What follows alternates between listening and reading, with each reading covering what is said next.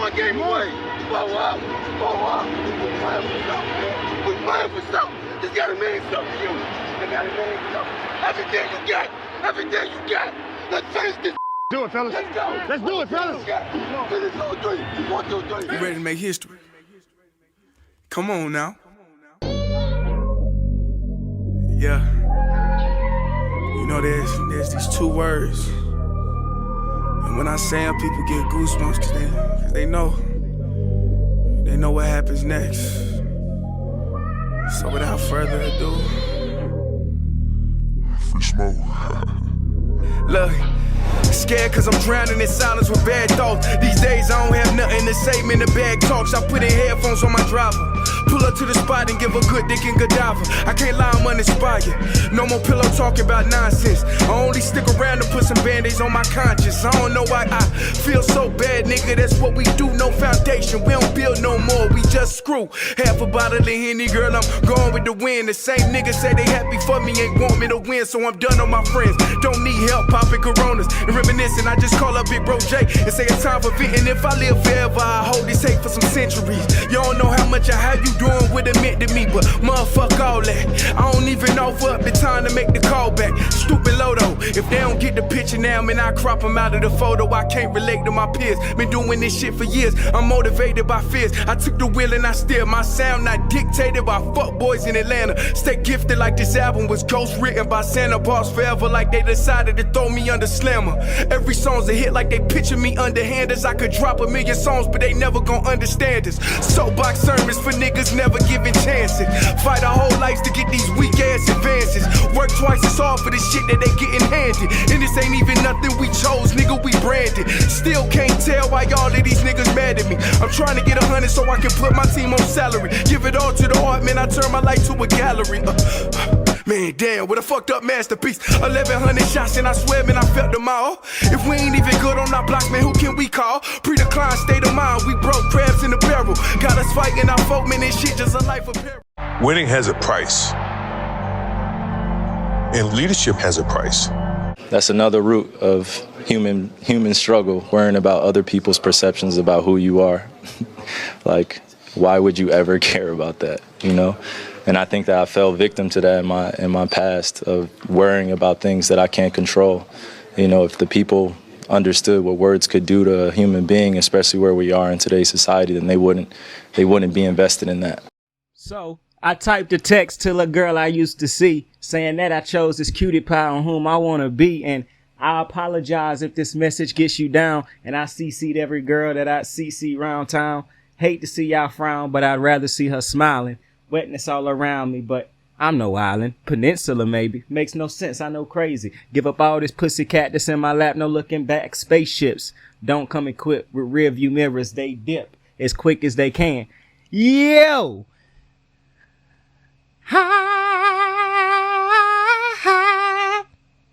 I choose you, baby. Yo, that's my shit, son. That's my, what's up, bro? How is everybody doing? So great to be back. So great to be back. You know, sometimes you just got to take a little mental break, you know, a little mental refresher. But we are back. Listen, today is the kid's birthday. I did not know, or maybe I did know and I just forgot, bro. That Jason Tatum share a birthday with me, bro. I did not know that. Me and this motherfucker both is born on March 3rd, bro. So shout out to Jason Tatum, bro. As much as I like Jason Tatum, the player, it's very hard to root for Jason Tatum because he played for the Boston Celtics, bro. And it's 2 teams that I ain't rooting for. Players to have 3. The Steelers, the Celtics, and them sorry ass Clippers. I can't bring myself to root for them. All right. I don't wish them no ill will or nothing like that. Obviously, this is sports, baby. This is basketball, football. I'm just never going to root for them boys to prosper on the football field. In life, I hope they receive many blessings. But on the football field, we talking football. How is everybody doing out there? Yo. And so it begins. We got to start talking about these NFL teams heading into next year. But listen, if you have a video request, if you have something you want me to talk about, Leave it down there in the comments. We are now back on posting regularly. We will be kicking back up the posting now. Took a quick little break. We are officially back now and ready to start the new year, baby. Listen, it's a whole new year, baby. New year, new me, baby. Hey, of course, sports wise, you know, the Baltimore Ravens, the team that I root for, the team that I call, the team that I let break my heart on a yearly basis. Because when you really think about it, that's what sports is for the most part. You watch your team on a yearly basis break your heart. Unless you was fortunate enough to be a Patriot fan during the Brady era, a Chiefs fan during the Pat McGoat era, and, you know, a couple other teams out there, the Yankees during their eras of success. You know, you don't get to see your team win the ultimate prize all the time. So really it's just a constant cycle of heartbreak and reset every year when you really think about it. I mean, you know, Henry out here rooting for the Chicago Bears, so it's been that type of cycle for him for God knows how long. You know, we got dudes out here who is Jets fans. We got Falcon fans out here, bro. It's absolutely insane. It's absolutely insane. I was on Twitter the other day and I told you I don't get on Twitter as much as I used to because Twitter might be the devil. Pride is the devil. I think it got a hold on me. Pride is the devil. I think it got a hold on me. Terrified, paranoid, I put you over everything. The feeling for the when you're gone, will I have everything or will I be destroyed? Terrified, paranoid, I put you over everything. The feeling for the when I'm gone, will I have everything or will I be destroyed? Listen, it is that time of the year where we begin to talk about teams headed into next year. And me being a Baltimore Raven fan, you know, it's time to talk. We starting off with the Baltimore Ravens. And the Baltimore Ravens had another good year under Lamar Jackson, John Harbaugh. Some good moves by EDC, a lot of free agents, a lot of important free agents. It will be an interesting offseason for the Baltimore Ravens. A couple moves that I think they should make, a couple moves, you know, that a couple players who I think they should just be ready to peace out. But let's start off with the season that they just had. So a lot of building upon a new offense with Todd Monken. I like Todd Monken and Lamar in the first year. I do think it was a kind of sour end to the season because Todd Monken probably had his worst play calling game. Combined with Lamar probably having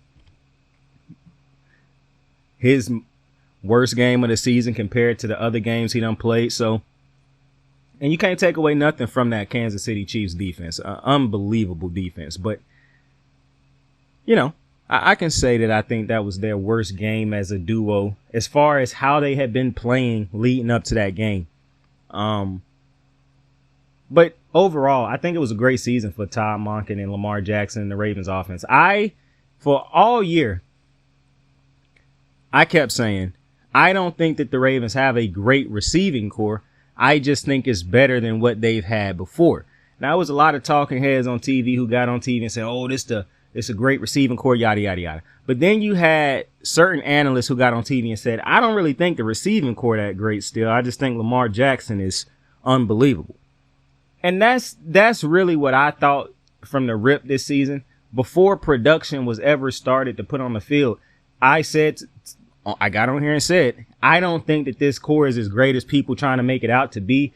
I think this Lamar Jackson hate going to have people trying to overboost the team because they want to be ready to pick him apart when he fell.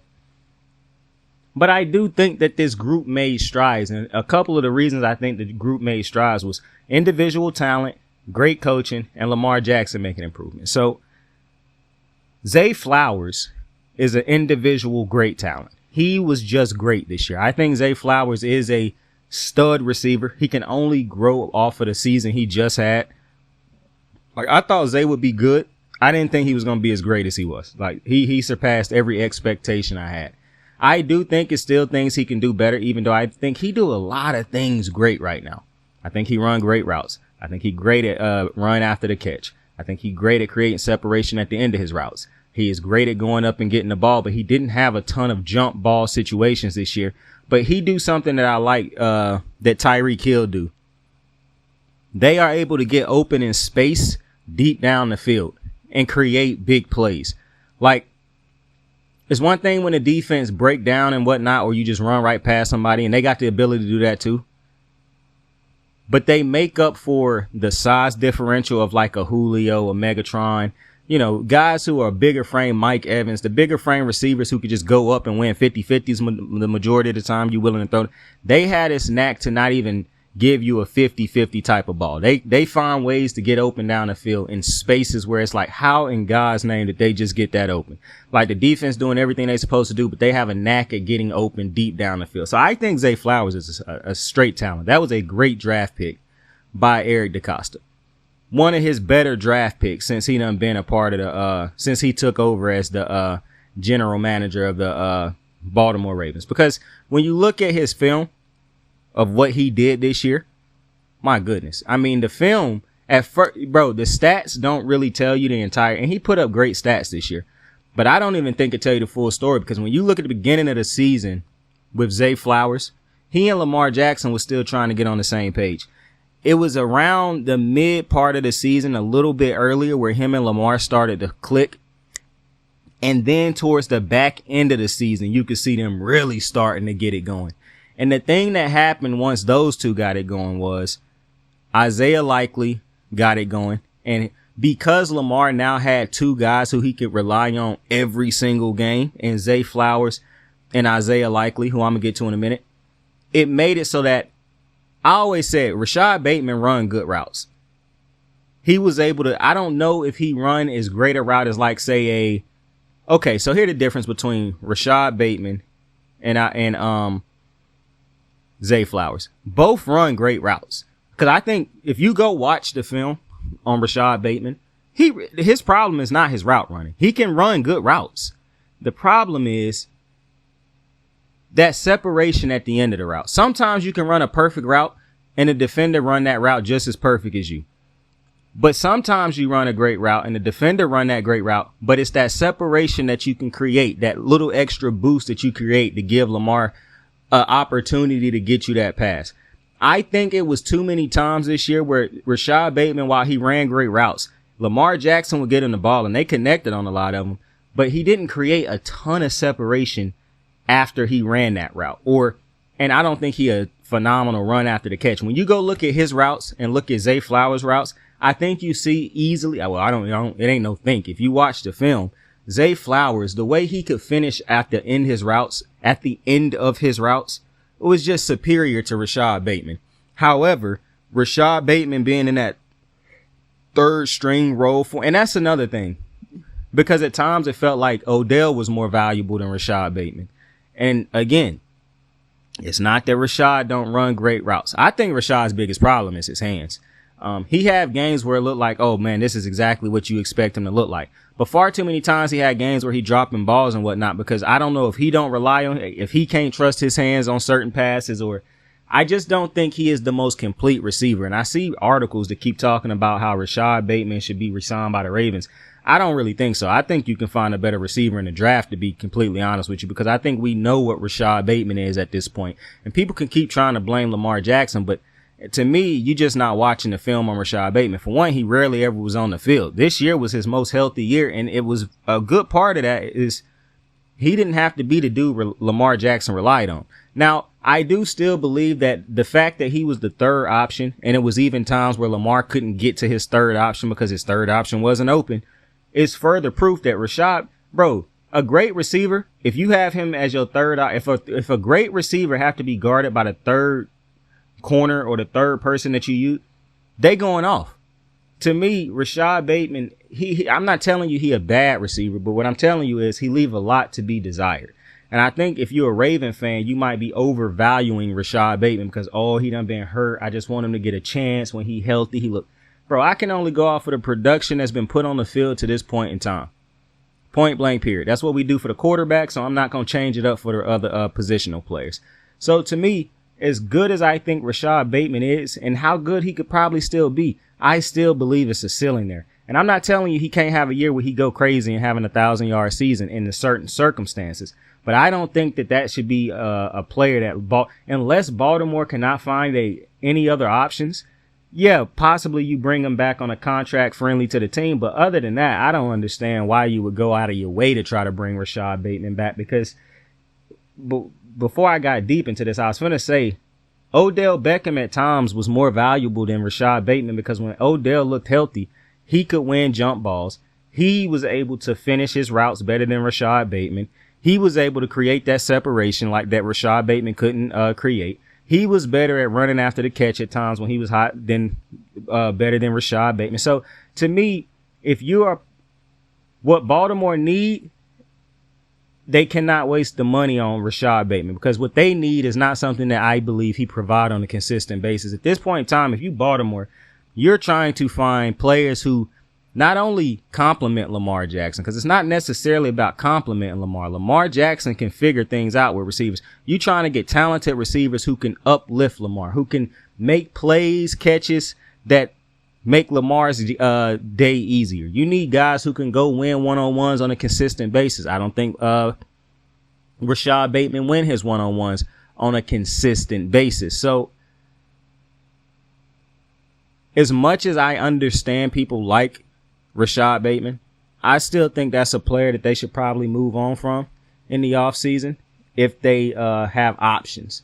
Like I said, I understand if you have to bring him back because you don't really necessarily have too many options, but I just think that at this point in time, you need to find, and you can go get a big body receiver in the draft and try to get them. Like, I just don't think you should be lowering. I don't think you should be limiting yourself to Rashad Bateman, because another reason that I think he had a better year than he done had in the past, aside from him, he was able to stay healthy.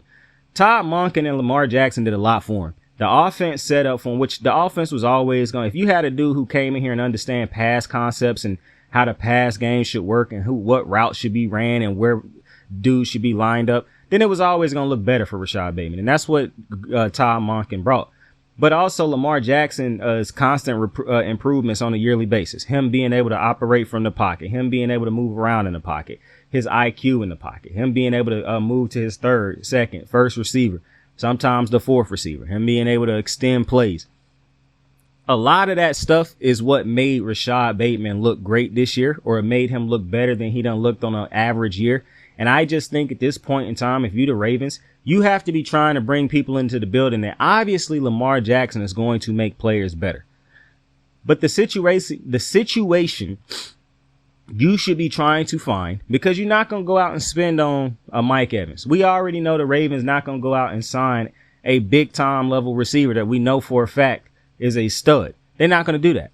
So if that's not what you're going to do, I don't think you should continue wasting the money on Rashad Bateman. Instead, why not replace him with a dude in the draft and see if that guy can become more of a, because what you need is a relationship that Pat Mahomes had with Tyreek. Obviously, Pat was going to make Tyreek Hill a better player because Pat Mahomes is the best quarterback in football, and he wanted him. He a game changer.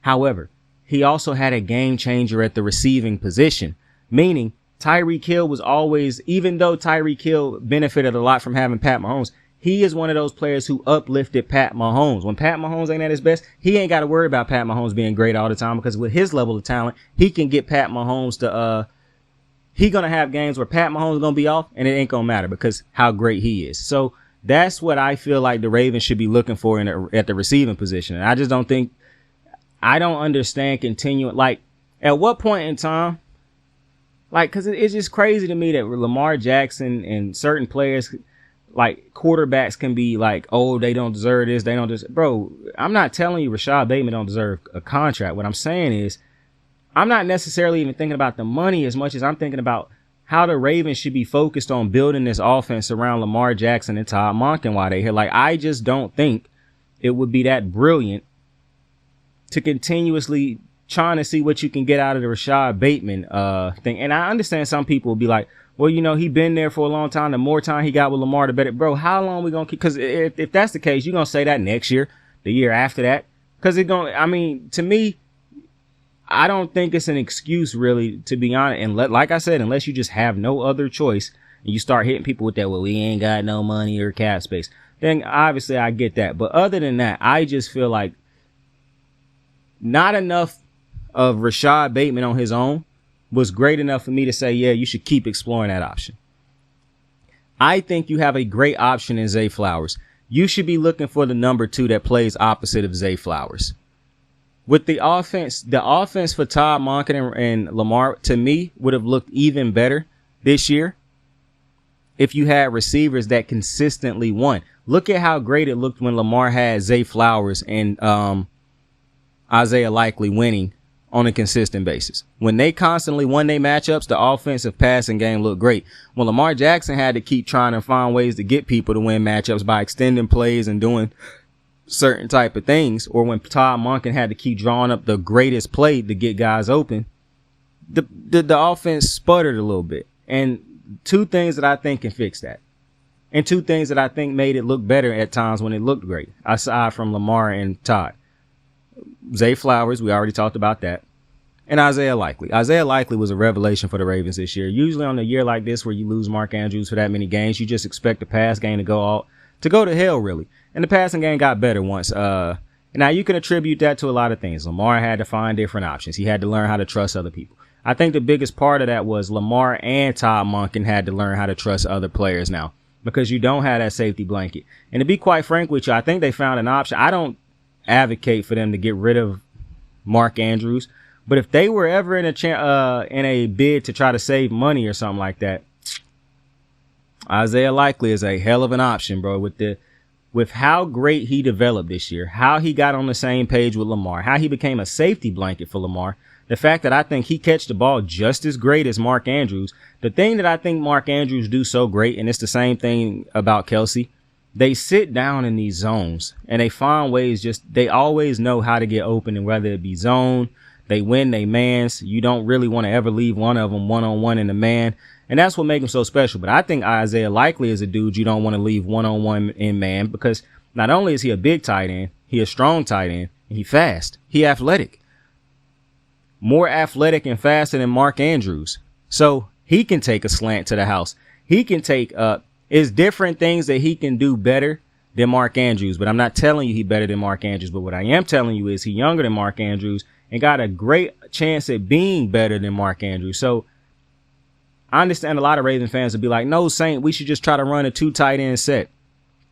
I get exactly what you're saying, and I understand that, and I agree with that. While Mark Andrews is there, you should be trying to develop a 2 tight end set, because I think if the Ravens don't go out and bring in another receiver to help the receiving group, you get a lot of you still improve your team if you figure out how to run a legitimate 2 tight end set like they ran over there in New England when they had the Murderer and Gronk. If you figure out how to get like if Mark Andrews and Isaiah Likely both end up with close to 1,000-yard seasons apiece, 60 plus catches apiece, that's a great you're going to have a lot of success in the offense like that. Plus with Zay Flowers doing what he do, that I like the sound of it. However, I'm thinking about the fact that we all know the Ravens is cheap. We all know it's going to come a time when the Ravens be like, we can't pay a certain, because they're going to have to pay Zay Flowers. They're going to pay Kyle Hamilton. Like, I'm almost certain Kyle Hamilton got more priority over everybody who I just named, not named Lamar Jackson. Like, of all the young players, and I understand that Mark Andrews not young, they're going to sign contracts to set him up for them to always be able to keep Kyle Hamilton. I just don't see them letting Kyle Hamilton go, because that's an all-pro player. And I understand they done, like CJ Mosley was an all-pro that they let go. And I think they regretted that for a long time, because they did not have the middle linebacking position really set until they got Roquan. And I think that's going to prevent them from, I just don't see them allowing Kyle to walk, because to me, the Jets didn't let Darrelle Revis walk while he was in his prime. Now, I understand the back end of his prime, they let him walk, but when he was in the midst of his, absolute you just don't let those type of players go. And they had an Ed Reed, so they understand how great it would. As long as Kyle Hamilton is playing at this level, I just don't see, he could be an all-pro player every year. I don't think it's a safety in football, free or strong, that's better than Kyle Hamilton. And that's just the Ravens being a defensive organization. I just don't see them. If you told me who would they sign between Zay, Kyle, and I understand the contracts don't all come up at the same time, but I would just tell you that they are going to find a way to re-sign Kyle Hamilton. With that being said, though, I think they better sign back Zay and Kyle Hamilton, because I don't understand drafting these type of players and letting them walk. That just wouldn't make no fucking sense to me whatsoever. But obviously, you would want the offense to run a 2 tight end set if it could be done in a way that the offense is outmatching other teams, because you just can't figure out how to defend those 2 tight ends with Zay Flowers. That would be how the Ravens get better without having to necessarily go out and add another high level receiver.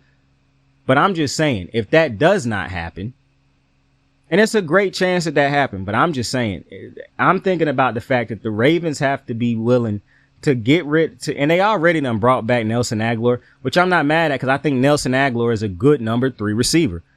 Dudes playing their roles and fitting into the roles, that I have no problem with that. I just think you already have a number 3 receiver, so why bring Rashad Bateman back when, to me, he is a number 3 receiver, not a number 1 or a number 2.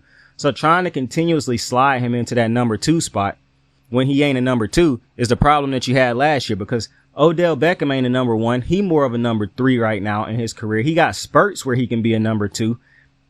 But Odell Beckham is a number 3. So you had a lot of guys running around trying to be the number 3 receivers, and only one Zay Flowers, who was a rookie, and he was your best receiver.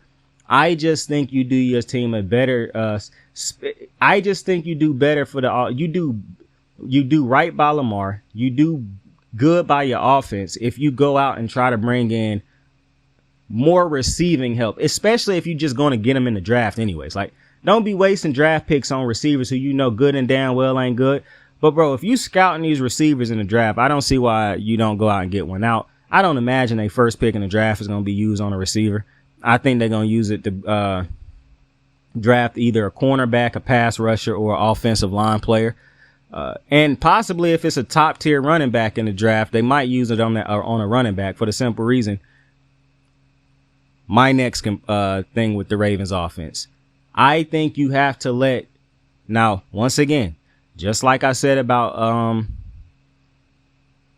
Rashad Bateman, if you have to bring them back because you have no other choice, I get that, because the options is few and far between.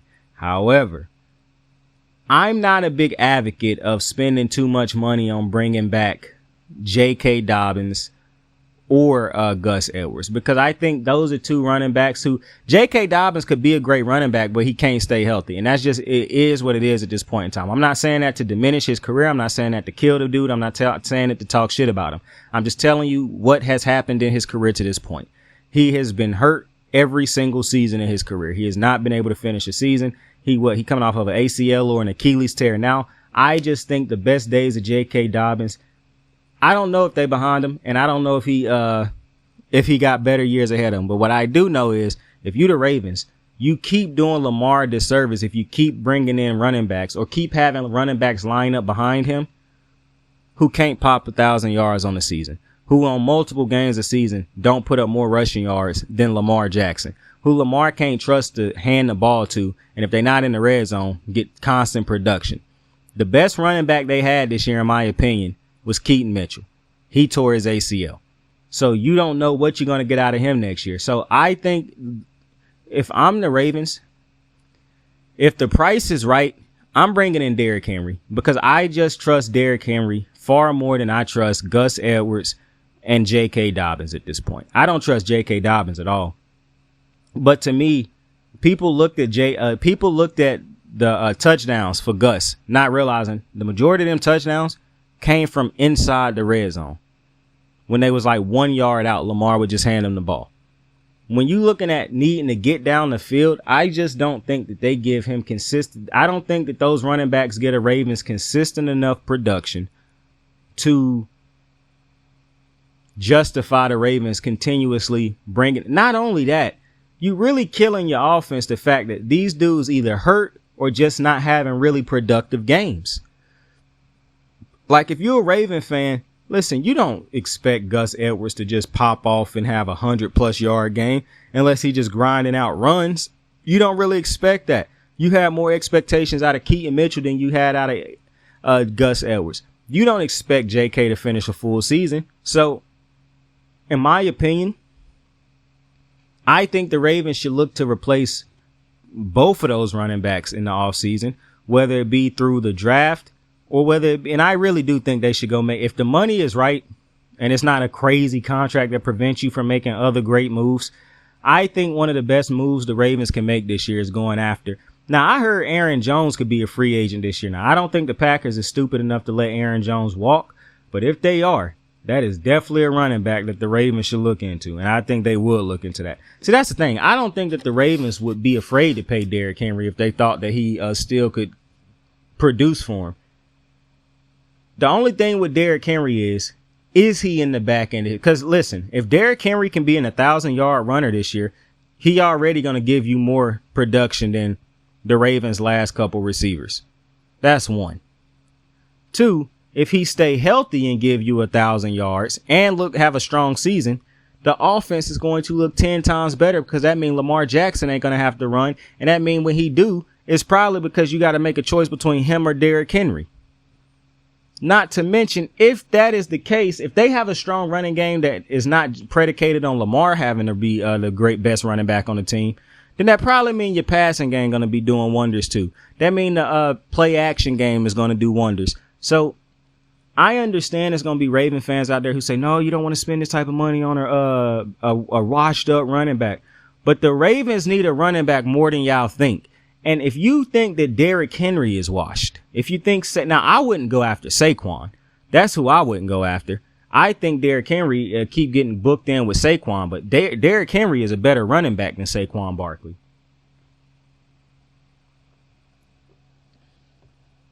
Josh Jacobs could be on the market. That's a better running back than Saquon. So, listen, the Ravens missed out when they didn't go trade for Jonathan Taylor, because I actually think that's the best running back in the league, not named Christian McCaffrey. But while they didn't go after him, I do believe that they have to go out and bring in a running back who you can. Because listen, if I'm wrong, I'm wrong. I'm willing to be wrong on this. But watching Derrick Henry last year, I just don't think Derrick Henry is washed. I don't think he don't have anything left to give to the game of football. Like, I still think if he went to a great team right now, he could produce heavily, especially if he don't have to take all the carries. Now, if you bring Derrick Henry in, you probably get another good running back for cheap anyways. I just don't think the production that you done got from, I don't think the production from Gus and JK done been good enough to justify bringing either of them back, because more times than not, Lamar Jackson have to be Superman, because those two don't do their jobs on a consistent basis. And for Gus, it's till he get to the red zone.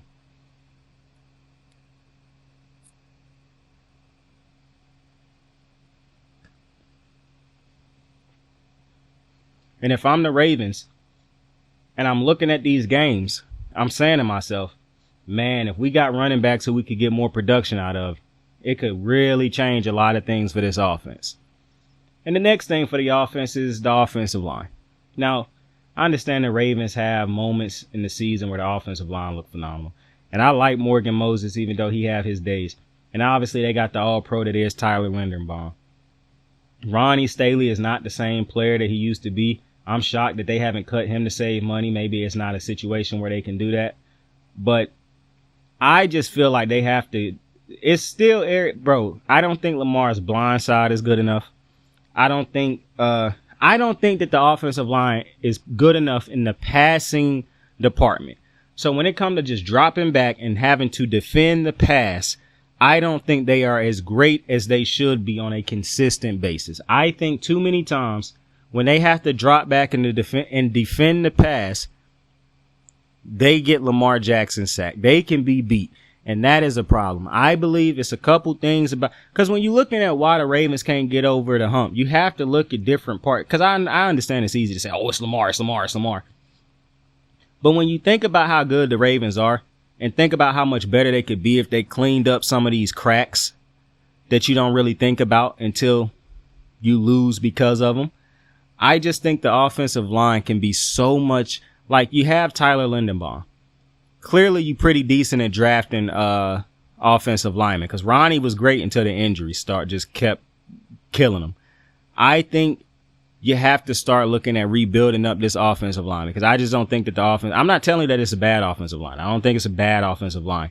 And I don't think they brought back Kevin Zeitler. I just don't think that this offensive line is as good as it can be. And Zeitler is getting up there in age, which is why he get beat. I mean, you see the offensive line. The only one who don't really get beat on a consistent basis, if ever, is your center. And that's great. But when you're getting pressure from your blind side, from the front, like, I just feel like they can be better at the offensive line position. So running back, offensive line, possibly receiver. I think receiver would be my third option in a sense. And I know I always tell y'all what can you do to help Lamar, and the receiver would directly help him right now. However, I'm thinking about the fact that if you have a good 2 tight end set, Zay Flowers taking another step. If you can get better production from this running back core and get better protection from the offensive line, the Ravens take such a huge step anyways. But the one thing that I keep thinking about in my mind is, man, if they had a receiver that could win his tough matchups on a consistent basis. But when you look at that game against the Chiefs, Zay Flowers won his matchups for the most part. He did things that could have won them that game. Obviously had some slip-ups. But when you look at Zay, he did exactly what you would want a number one receiver to do. He had a great game. Well, obviously you can't say it's great because of the mistakes he made, but Zay Flowers won matchups. He won one-on-ones. He won important one-on-ones.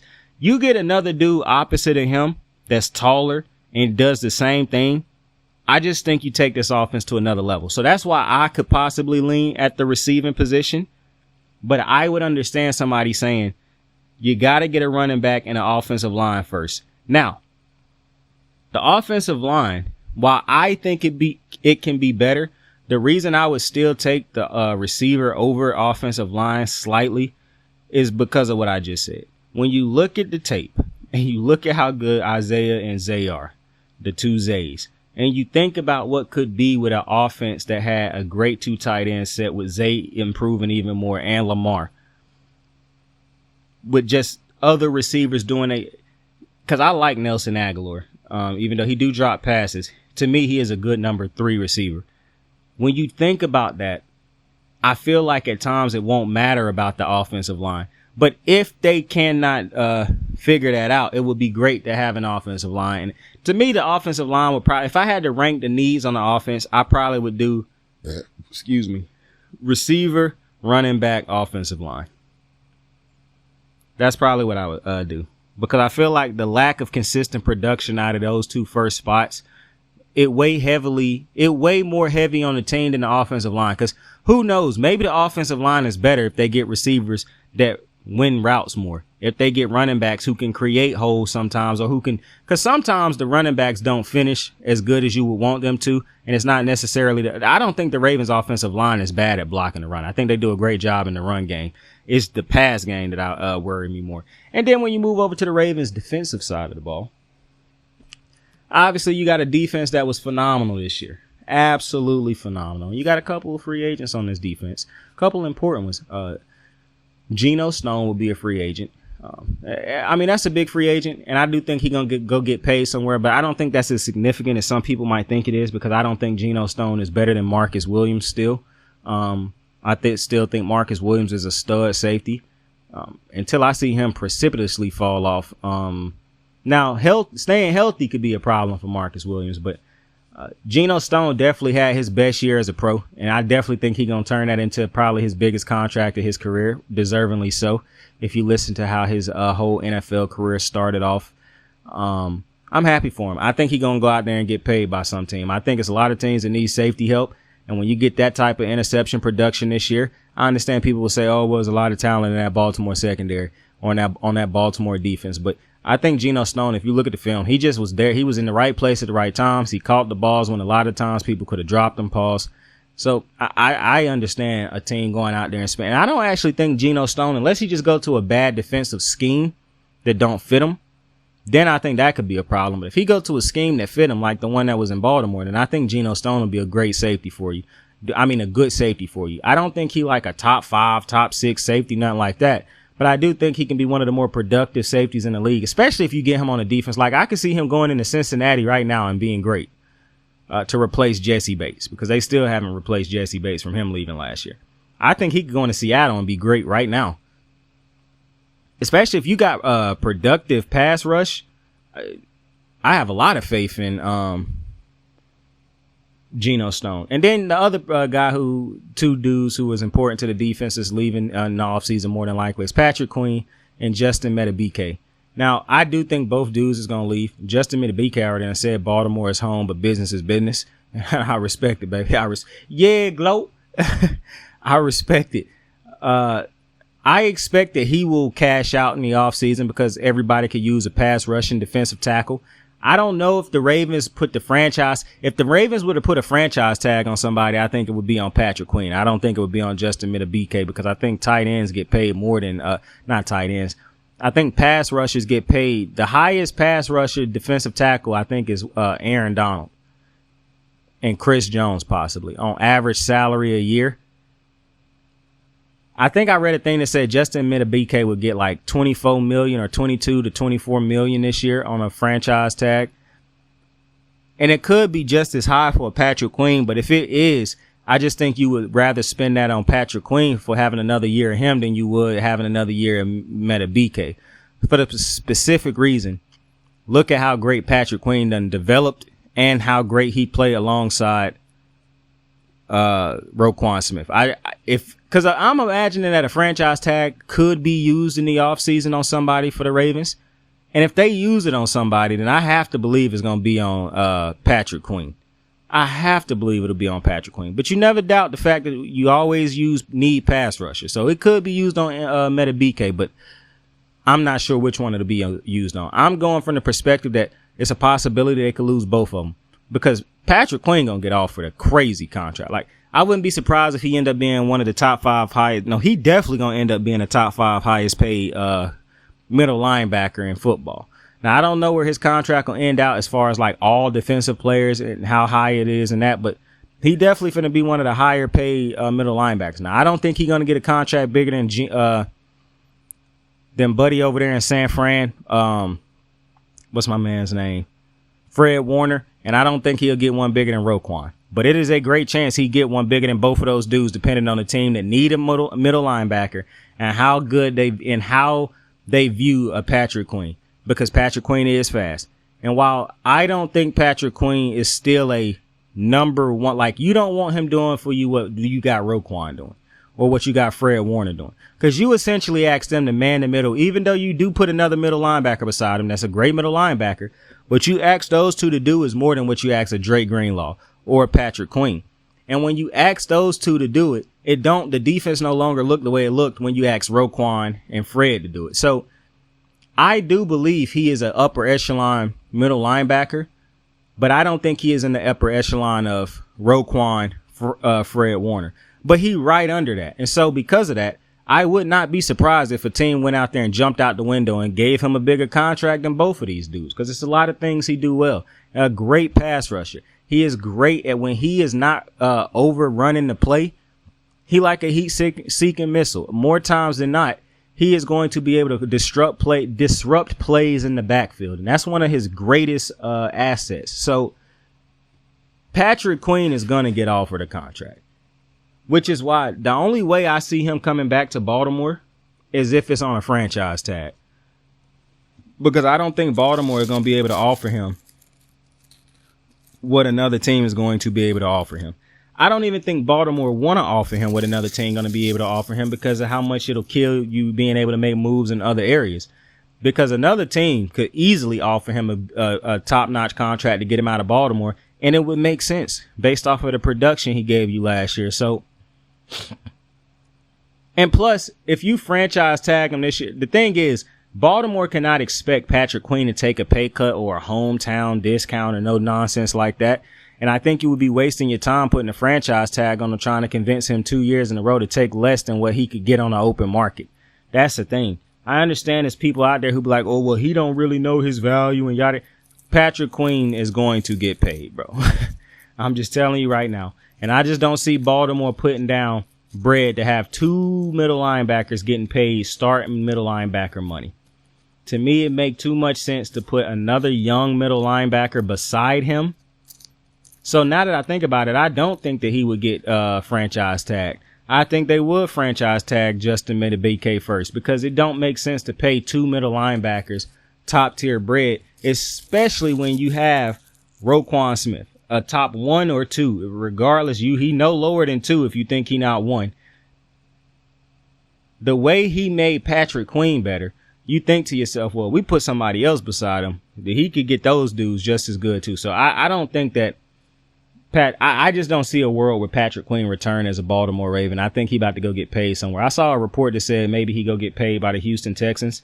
That's interesting because the Texans have a good middle linebacker over there too, and I think he was a rookie last year, so that would make a lot of sense paying Patrick Queen and you pairing him up beside a rookie middle linebacker, because that's basically what you had in Baltimore. He was still on a rookie contract, and Roquan had been paid.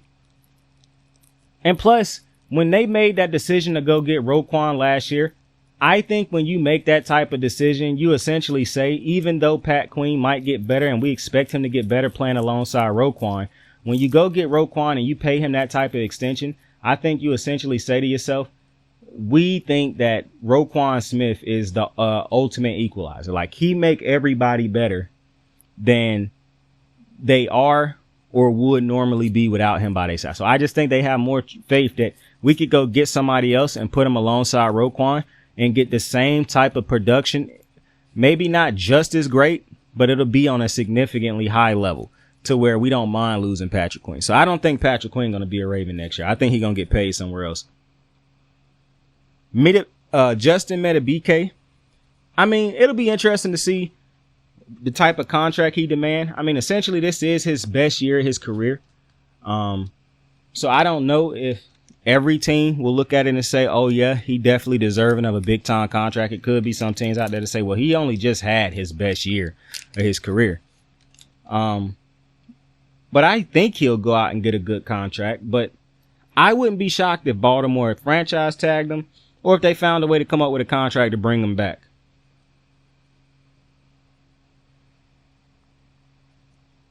Neither would shock me. If they feel like he costs too much, I could see them putting a franchise tag on him or letting him walk out there and seeing his own value. If they think the contract that he asking for is good enough and he'll produce on it, then you bring him back. The only thing for me would be is last year, as good as he was, it was still a great defense of pass rush by committee, more so than it was one dude being just greater than everybody else. So if I'm the Ravens, while I would love a top-notch pass rusher, I would probably put the franchise tag on him to get one more year to see, was it really him or was it just we had a lot of talent around him? But it would be very hard for me not to try to find a way to bring back Jadeveon Clowney and Kyle Van Noy. Because I think Kyle Van Noy and Jadeveon Clowney could be cheaper options. Now, you're not going to get Van Noy for as cheap as you got him last year. But I think when you look at Kyle Van Noy, I don't see the slowdown in his game. That's why I was confused that he was a free agent. Like, I'm not seeing this fall off that people usually have with defenders, that they say they see in defenders when they sitting on their couch for the first couple weeks of the season. I believe that Eric DeCosta is going to I think he should find a way to bring back Jadeveon Clowney and Kyle Van Noy, even if it's like on a 2-year deal. I just think that both of them, Jadeveon Clowney just fit the offense great because what I always said about him, he is a disruptor.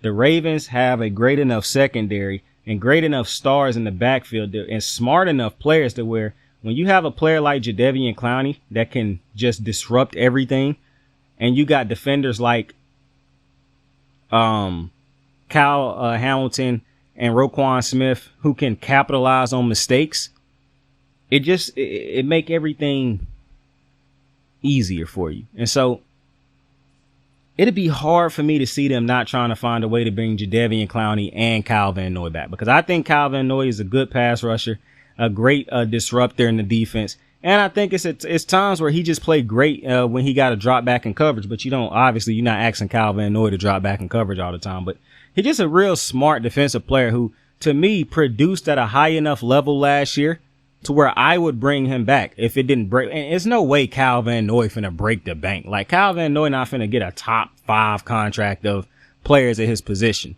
So if the Ravens can afford it, which it'd be crazy if they couldn't afford it, I think the Ravens find a way to bring Kyle Van Noy and Jadeveon back, which if you do that, I don't think you bring back Justin Mitabike. I think you try to find a replacement for him in the draft, or you elevate somebody that's already on the defense. So the defense, obviously, you don't look at the Ravens defense and say, oh, well, they got a lot of holes in the defense, because they were a great defense last year. But I'm just thinking about the dudes who could be leaving, and how you replace them or fix those holes when they are ultimately replaced. So that's what I feel about the Ravens' defensive side of the ball. Now, obviously, you get Zach Orr, the new defensive coordinator after Mike Macdonald took the I wish him nothing but success in Seattle, because Mike Macdonald was a great head coach for the Baltimore Ravens defense. A great defensive coordinator. I think I said head coach. But I'm interested to see how the defense look under Orr. I mean, I don't think you could really change the defense up too much. I think he said it was going to be like sophisticated chaos or some shit like that.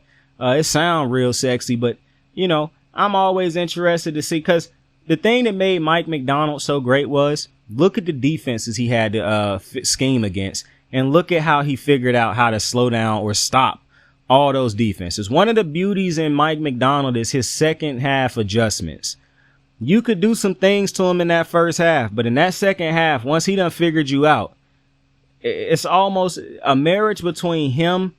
And this is why I know he is great, because we done seen Roquan be great before. You ain't never seen Roquan. You can make an argument Roquan just had his best season in his career, and it's no coincidence that it came with Mike Macdonald, a brilliant defensive mind. The way I see Mike Macdonald is the way I look at the brilliant-minded offensive players, which is why I think Seattle finna have him as a head coach for a long time. I think Mike Macdonald is definitely going to have success over there in Seattle. Because when you look at how brilliant he is defensively at calling plays, at understanding the game plan, it's not even just calling plays, bro. It's understanding what the offensive side of the ball wants to do.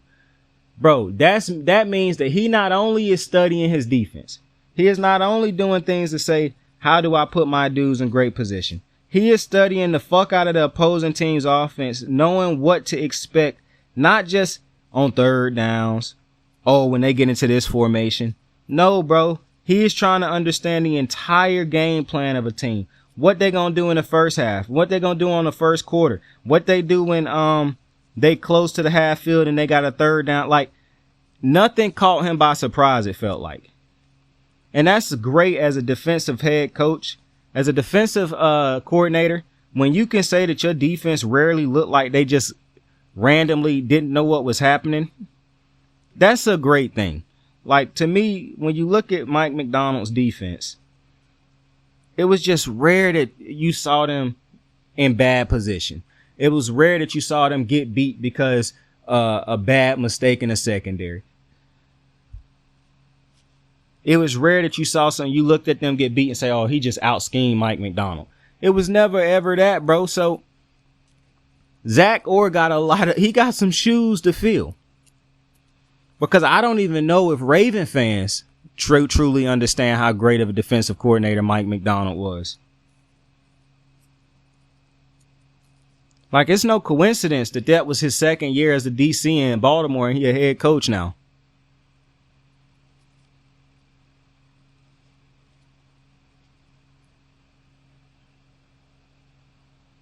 And the players speak so highly of him. Like, I just think Mike Macdonald is an absolute stud. And what they will have to, like I said, you don't expect that the defense going to change up too much.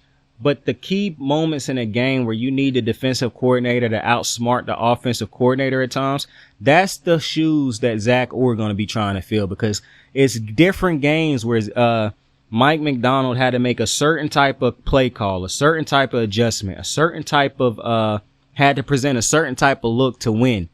and he won more times than not. And so I just think that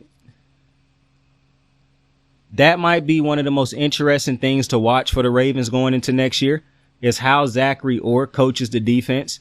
Because I understand this ain't like Mike McDonald ain't a multi-time Super Bowl champion, a multi-time defensive player, a defensive coordinator of the year, yada, yada, yada. I understand all that. But if you're looking at what he did with the defense, and I understand some people will be like, well, it won't be that much of a drop-off because you still got Cal, you still got... No. You don't expect the defense to become bad because of those guys. But when you look at what McDonald did for the team, he elevated great talent.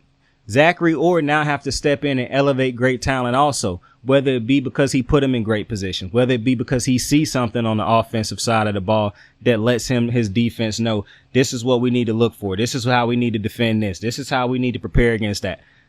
It's a lot of the minute details that made Mike McDonald such a great defensive coordinator for the Ravens.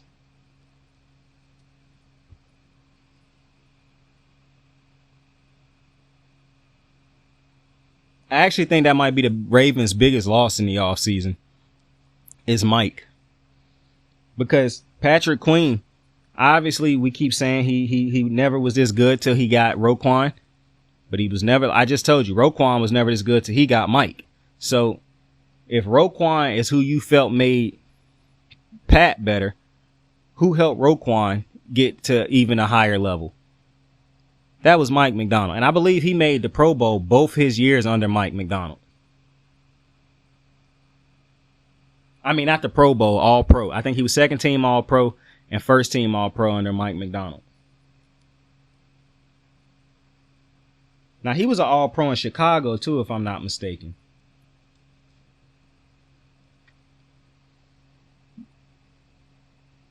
Now, when you look towards the draft for the Baltimore Ravens, because the draft is approaching us, you know, a lot of people, I don't know all the names of the players in the draft. Obviously, I don't watch college football like that.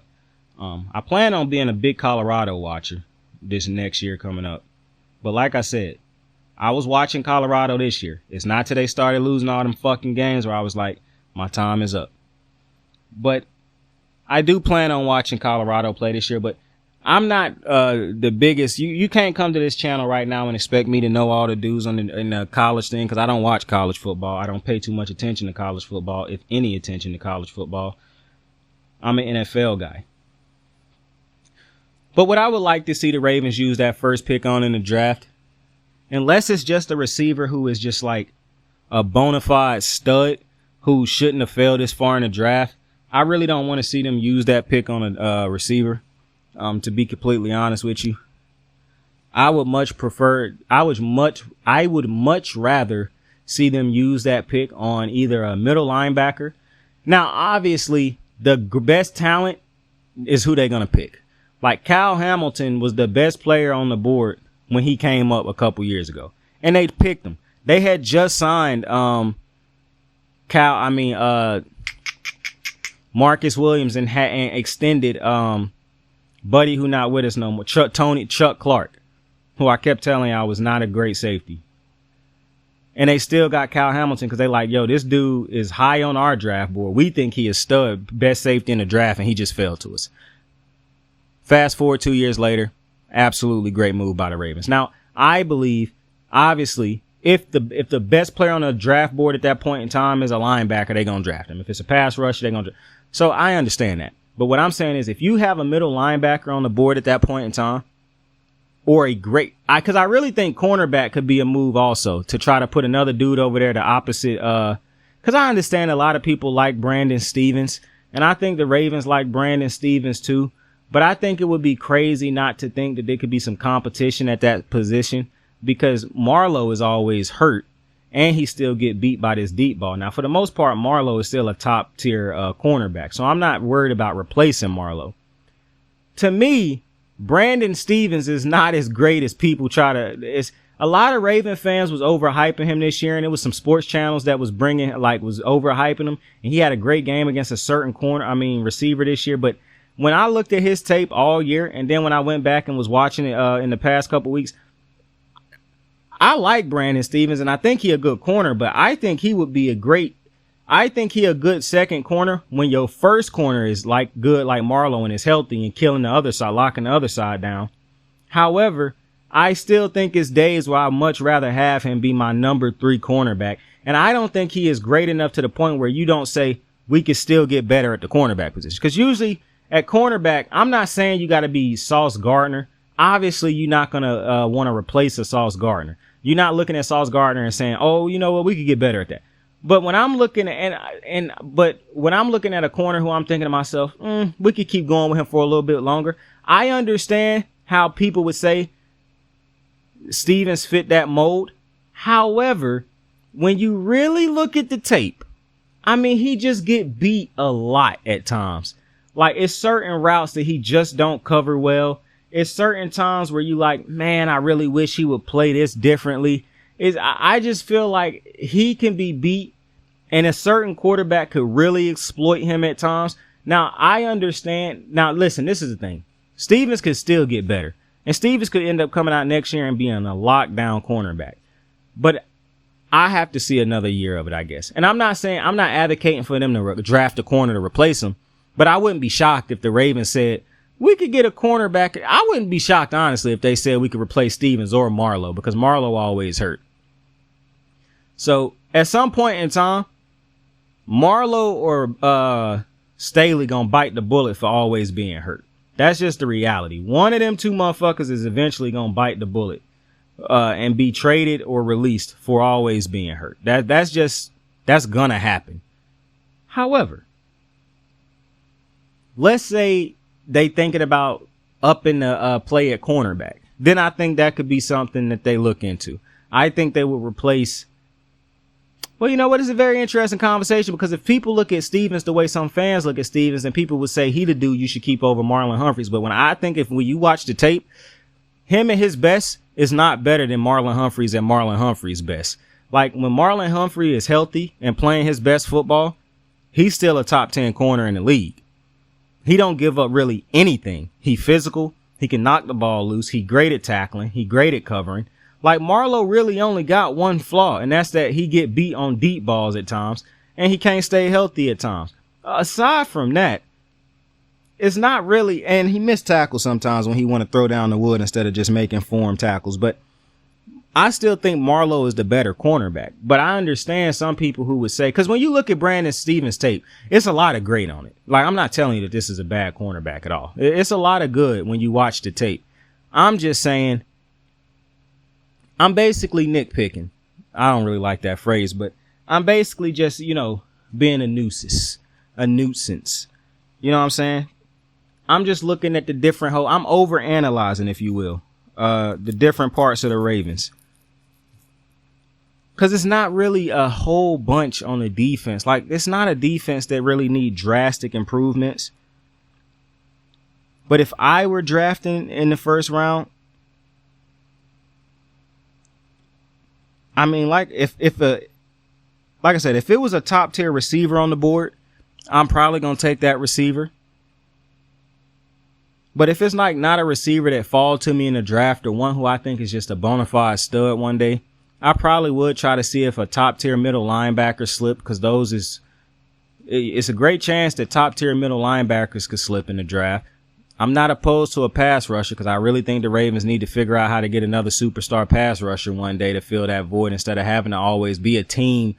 Like, imagine if the Ravens had a bona fide pass rusher along with the type of defense they had this year. So not only do you have to defend them from all ways because all the Ravens is getting sacks, but you also have a defender who have to be double teamed all the time. So to be honest, I mean, hell, if you can find that type of guy in the draft, that really changes things for the Ravens. But the only thing that I probably wouldn't want to see the Ravens draft in that first, aside from a quarterback, obviously, because I'm not opposed to a running back being taken at that spot either if you think it's a star running back. Like, because I know what a running back could do for the Ravens. Now, I wouldn't be shocked. Now, I don't think a lot of people would like this pick if it happened. I wouldn't mind this pick if it happened. If they took an offensive lineman with that first pick. Because like I said, bro, I'm watching the offensive line of the Ravens, so I understand. If you want to get better on this offensive line, it's definitely ways to get better on this offensive line, bro. This is not a flawless offensive line by any means necessary or by any stretch of the imagination. So I could understand that too. Obviously, if you're a Raven fan, you already know the Ravens going to take the best possible player at that position. But I'm just thinking about who I would draft if I was Eric DeCosta, depending on if a talent at that position was still on the board. And for me, like I said, obviously I'm always going to be big on receiver, but I really feel like they need to figure out this pass rushing thing, like trying to find a stud pass rusher. I'm not opposed to cornerback, even though I probably wouldn't draft a cornerback over a talented middle linebacker if it was one in the draft. A running back, I wouldn't be mad at it either, even though I don't think they're going to draft it. I really think you negate the running back need if you go get Derrick Henry, bro. Like I said, if I'm wrong about Derrick Henry, I'll bite that bullet. But I just feel like Derrick Henry give you more production right now than every running back. And plus, you got to think, if Keaton Mitchell come back healthy next year, you already have a great running back in the wings if he can stay healthy. Now, it's all about if Keaton can stay healthy, because obviously you don't want to commit once again to a running back that can't stay healthy, because that's the problem that you got with JK. You thought JK was going to be your future, but JK haven't been able to stay healthy since he became a Raven. So I understand if they went running back, but it'll be an interesting draft nonetheless. It will definitely be an interesting draft. Now, what are the expectations for the Ravens going into next year? Listen, I expect the Ravens to be right back in position to be in the Super Bowl, bro. I told you, I think Lamar the second best quarterback in the NFL, not just the AFC. And I imagine that Pat Mahomes will be the dude that you see there again next year, unless some freak injury happen or some crazy shit. But I expect Pat Mahomes to be the guy that you see there. And I expect them to get back. Now, it is very hard for me to see the Ravens staying the same, meaning keeping the same players. And because to me, that would be lazy. And that would be more of the Lamar Jackson to do everything once again. So I do hope they go out and make improvements at the receiving position and whatnot. Like I said, bro, I'm not too worried about the defense. I think the defense is still going to be great next year. I'm worried about how do they take the next step with the Todd Monken offense. Like, you saw what you could be last year. You made great strides last year. Now, how do you build on that? How do you take this offense to the next level? Too long, the Ravens always knew how to take their defense to the next level, but didn't worry about how to get the offense to the next level. And then you got to the point where you like, okay, Lamar Jackson can do everything. So we're not going to worry about too many things because we know Lamar Jackson can overcome it. I don't want them to keep doing that shit. Like next year, I expect the Ravens. Well, in the offseason, I expect the Ravens to go out and shore up these positions. Like, get players who could possibly be game changers on any given Sunday, bro. Now, like I said, it would be great if they went out and got Mike Evans, because I read news that he is about to become a free agent. He want to explore his options. But I don't see them spending the money that they have to spend to get a Mike Evans, because Mike Evans is going to cost you a pretty little penny. But imagine if Mike Evans end up in KC. Then you're going to regret not going and getting a Mike Evans.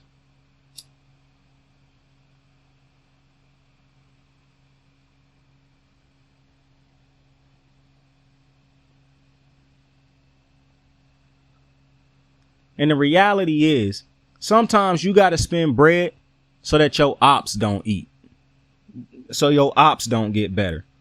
And that's one of them situations. If Mike Evans try to sign with the Chiefs, you got to go try to sign him from that. You got to try to give him a better contract than that. And if you was willing to give Odell that and not willing to go out and make a try it. And I told y'all before, if you don't heard the channel, if you haven't, I said in the offseason, I don't agree with signing Odell over DeAndre Hopkins, because DeAndre missed games last year and still had a great season, still finished with 1,000 yards.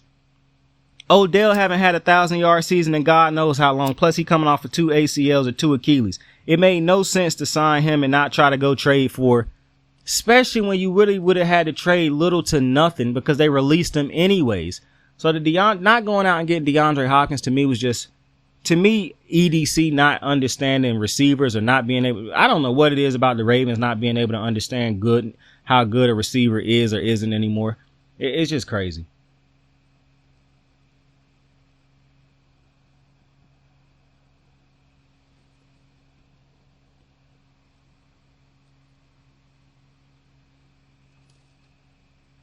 If I'm the Ravens, though, or me being a Raven fan, I would love to see them go try to get Mike Evans.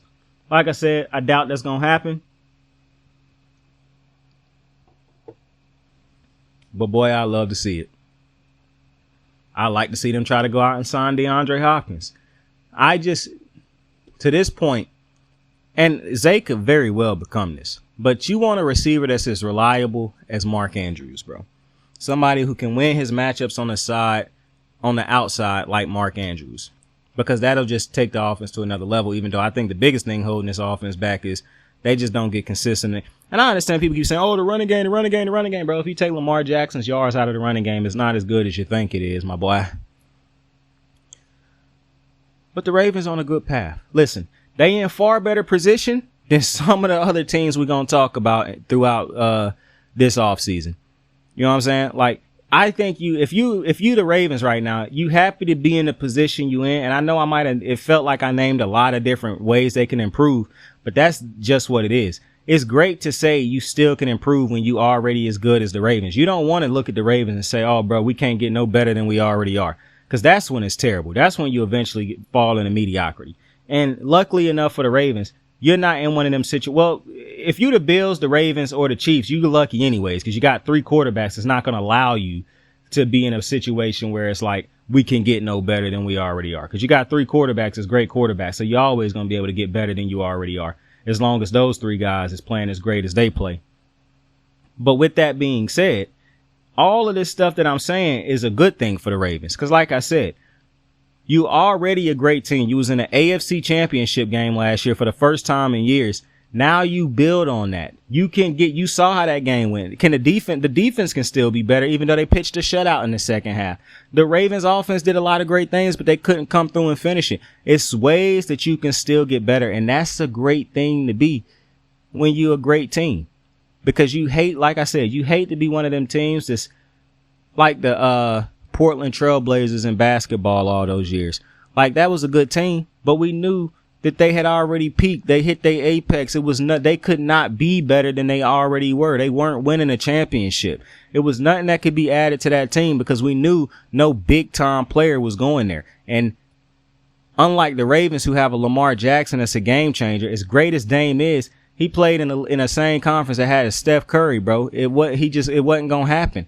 And I understand Lamar played with Pat Mahomes, but this is a completely different thing. Dame Lillard was nowhere near the player of a Steph Curry and some of the other dudes that was game changers in the Western Conference. But if you the Ravens, it's still, and I think, even though I said a lot of different offensive line, or a number 2 receiver, a legitimate pass rusher, possibly another cornerback.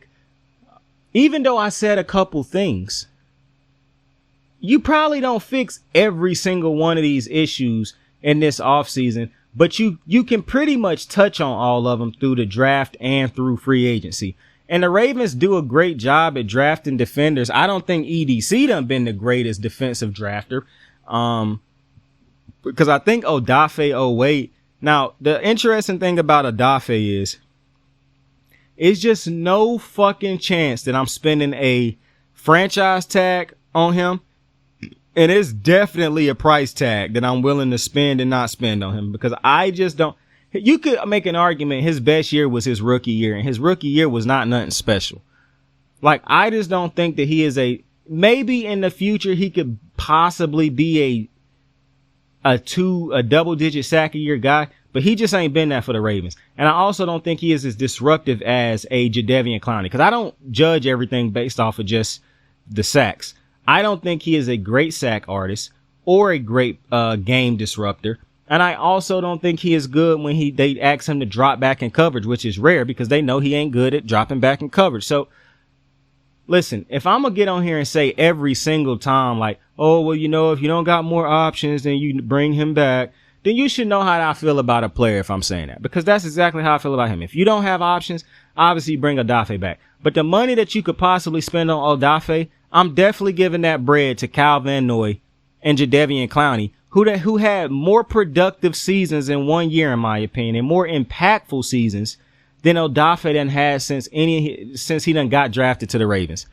I don't think Odafe done had a season yet where his impact was as vital to the defense as Kyle Van Noy just had and Jadeveon Clowney. Now, I could be tripping, but I would like you to point me to the season where you believe he had a more impactful season with his production and it was more beneficial to what the Ravens did defensively than what Kyle Van Noy and Jadeveon Clowney just had for the Ravens. So that's probably why I forgot about him at first too, because I wouldn't bring Odafe back. Listen, if Odafe end up having a breakout season, I think that's exactly what it's going to be, a breakout season, because it's very hard for me to see Odafe having another. I just don't think he done been good enough, bro. Point blank, good enough, productive enough. I just don't think it's very hard for me to figure out how you justify bringing him back, to be completely honest with you. I don't know how you do it. I'm going to just keep it a whole buck with you, bro, because the production that I done seen from Odafe, especially when you compare it to where Justin Metabike was last year, what Patrick Queen got to. Like, I didn't see that. You know how you look at Patrick Queen and you can see his development, even though it looked tough at times. You see where he ended up. I don't think you done had that year where you could say, man, look at Odafe and how great he done got.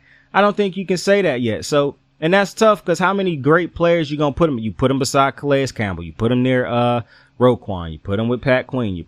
I just think at this point in time, Eric DeCosta going to have to realize those were not draft picks that he made that hit. And it's time. Plus, bro, they keep drafting dudes who is hurt coming into the fucking season, bruh. That's one of the problems. Can Eric DeCosta draft a player that's not hurt, who can pop onto the field and immediately start playing? Like, bro, every time he draft a defender, feel like they can't even play the first couple games of the season or the first season at all. Can this motherfucker please draft a player that can actually play in their first year? And I'm not, listen, I understand guys get hurt in college and guys get hurt in the combine and whatnot. But Eric DeCosta's starting to bat too high a batting average when it comes to drafting dudes who can't touch the field immediately because they hurt.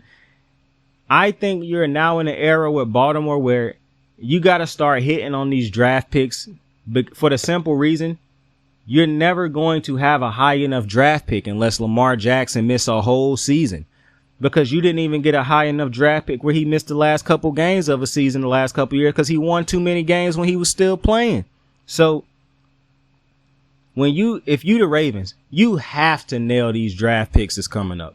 Like, you don't have room to obviously you got room to miss on draft picks, but I think that's when your teams start to close. Windows start to close through bad drafting. Look at some of the Chiefs' defensive draft picks and some of the offensive draft picks they made to keep this thing going. I understand ultimately it's Pat Mahomes, but it's pieces around Pat Mahomes that done helped him continue to be able to do what he done been able to do, to make sure what he been able to do ain't in vain. That's what you have to do if you're the Ravens. You have to make great enough draft picks to where you might draft 5 dudes and only one of them hit. That's still good enough because of where you are drafting at every year. Now, you would like for 2 of them to hit, but when you drafting in the back end of the draft every single year in the high 20s, you have to hit these draft picks either in the first or second round. So, I'm interested to see how the Ravens handle the offseason. We obviously going to do more talking about it as they make moves throughout the offseason. I'm going to give you my thoughts and opinions on the different moves they make throughout the season, throughout the offseason, I mean. Obviously, for when we gear up for the regular season to start back up. With that being said, I appreciate you for joining me on another episode of Kicking It with Saint. Tell somebody you fuck with them. Tell somebody you love them. You can be anything in the world. Choose to be kind to somebody today. Like, subscribe, share. I fuck with you. I love you. Saint out. You're making us pay for water, you son of a... You're making us pay for grapes, apples, things that God gave us for free. Ha! Ha! Da, da, da, bullshit. You will burn in hell when I'm through with you. You will not be allowed in my Father's house. I got the moves like hot sauce. Lil' mama taking the top off. I'm laying down getting topped off. After this, she know she getting knocked off. I know she loving the money, so I keep on thumbing and thumbing. She say she horny when she taking shots, so I keep them coming and coming. Now I'm putting dick in her tummy, scoop her up like I'm raking her something. You would think shawty red track, the way that she running and running. You getting dumber and dumber. You out here chasing the bone. After she finished from giving me dome, the Uber is taking her home. Tight.